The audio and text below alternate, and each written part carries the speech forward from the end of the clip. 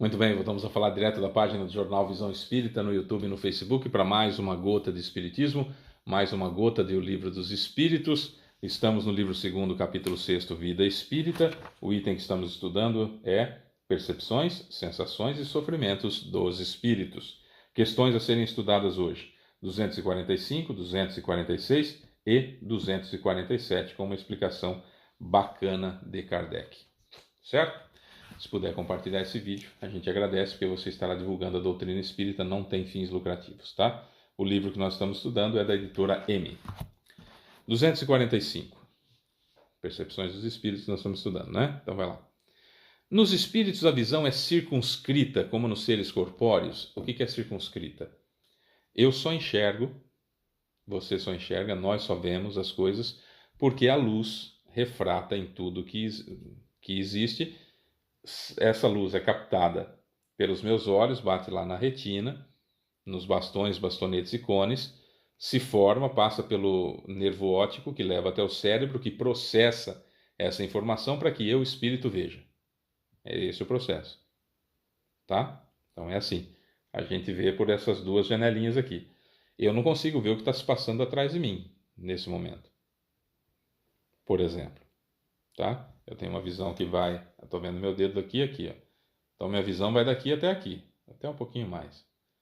Para lá já não tem. Ou seja, eu estou recebendo informações que vêm dessas duas janelinhas aqui. Chamadas de janelinhas da alma. Certo? E os espíritos? Eles veem também... Eles têm olhos para ver? Os espíritos, o sujeito está desencarnado.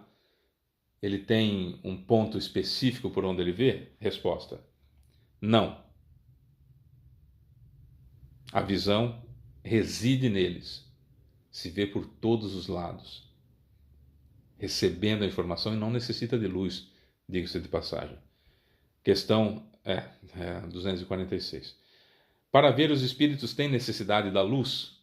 Resposta: eles veem por si mesmos, sem necessidade de luz exterior. Para eles não há trevas, exceto aquelas em que podem encontrar-se por expiação. Tá, aí é outra coisa, né? Ah, tá tudo escuro, estou sofrendo, etc, etc, porque está cheio de resquício mental, pelo espírito está contaminado, pelas bobagens, pelos equívocos, etc, etc, a vibração baixa, isso e aquilo, e aí está num lugar como um umbral que é escuro, etc, etc, etc. Tá. Fora isso, esquece esse período de perturbação. O espírito precisa da luz para ver? Não, porque ele não tem que ter um órgão semelhante ao nosso que capta a refração da luz. Vê. As informações chegam. 360 graus. 360 graus. Todos os lados.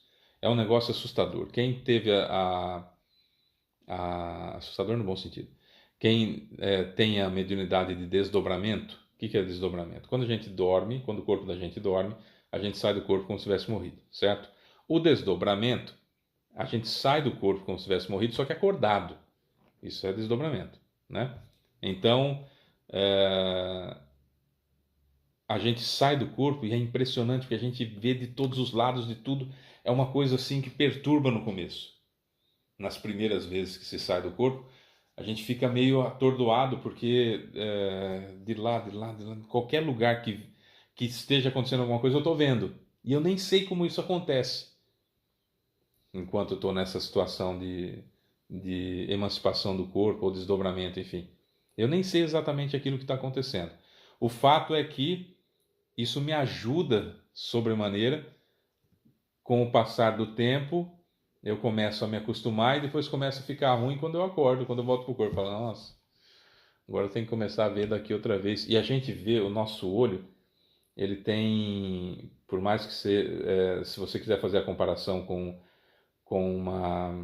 uma câmera fotográfica, o nosso olho ele tem um olho bom, normal, saudável, tem 570 a 580 megapixels de resolução, tá?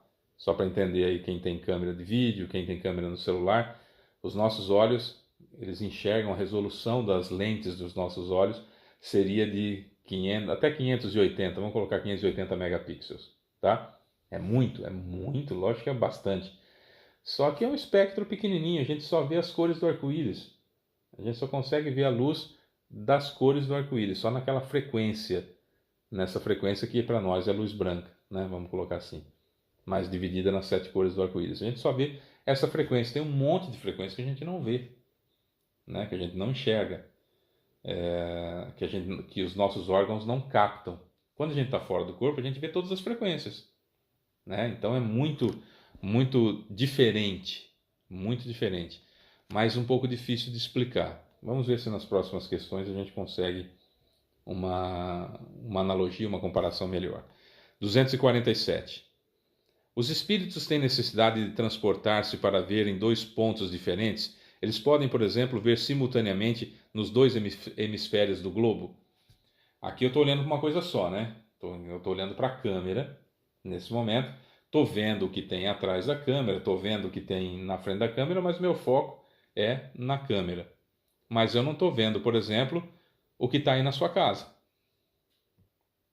Eu não estou vendo você que está me assistindo nesse momento, eu não estou te vendo. Certo? A pergunta do Kardec é: os espíritos conseguem ver em vários lugares ao mesmo tempo? A resposta é fabulosa, evidentemente, né? São dos espíritos superiores e de Jesus, só podia ser fabuloso, né? Como o espírito se transporta com a rapidez do pensamento, pode-se dizer que ele vê por toda parte ao mesmo tempo.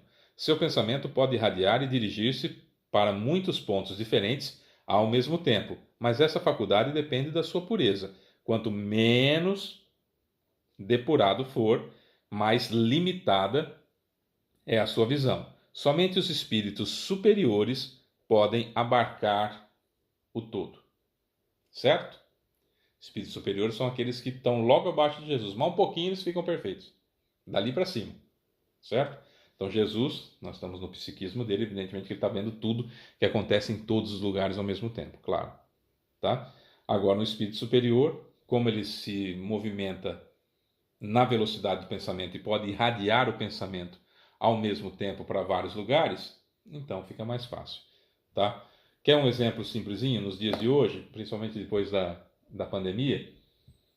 Durante a pandemia a gente fazia reuniões, por exemplo, usando um aplicativo chamado Zoom no celular. E 10, 15, 20, 30, 50 pessoas estavam utilizando o Zoom e com uma transmissão só, ou seja, com uma câmera só, como eu estou aqui nesse momento, com uma câmera só eu transmitia ao vivo simultaneamente para 50 pessoas, que com suas câmeras únicas transmitiam para as outras 50. Entenderam? Então todos estávamos nos vendo, irradiando o nosso pensamento para 50 pontos diferentes. Como nós somos encarnados, nós precisamos de equipamentos, tanto dos olhos para ver, quanto das câmeras para transmitir. E para receber a informação, no caso a internet. Tem que ter um veículo de transmissão, algo que transmita e receba as imagens, certo? No plano espiritual superior, quando eu estou livre, eu consigo irradiar o meu pensamento para vários pontos diferentes.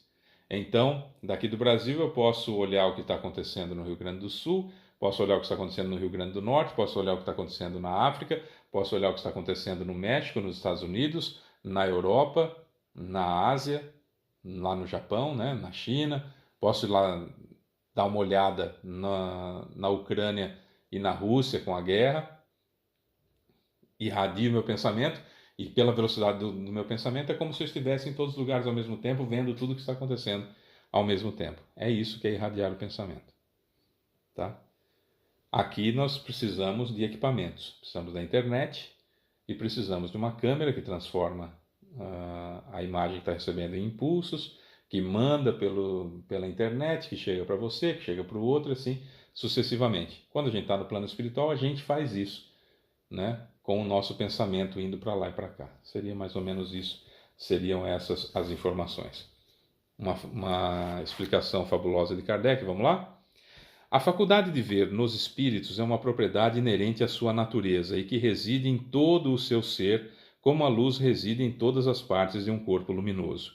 É uma espécie de lucidez universal que se estende a tudo, abrangendo ao mesmo tempo o espaço, os tempos e as coisas, e para a qual não há trevas nem obstáculos materiais. Compreende-se que deve ser assim. No homem, a visão se opera através de um órgão estimulado pela luz, sem a qual ele fica na obscuridade.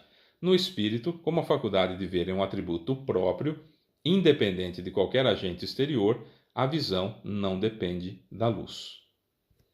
Certo? Então é isso. A visão não depende da luz nos espíritos. Eu não preciso que a luz bata nesse livro, exploda e entre aqui, bata lá na minha retina, nos cones, bastões e bastonetes, se forme, passe pelo meu nervo óptico, processe aqui no meu cérebro, então eu vi, estou vendo o livro. Certo? Não há essa necessidade. Tendo luz, a luz batendo ou não batendo, não faz a mínima diferença para o espírito. Esse é o ponto. Não faz a mínima diferença. Porque a luz é matéria. Certo? E o espírito não. Então ele não precisa da matéria para ver a própria matéria ou ver outras coisas.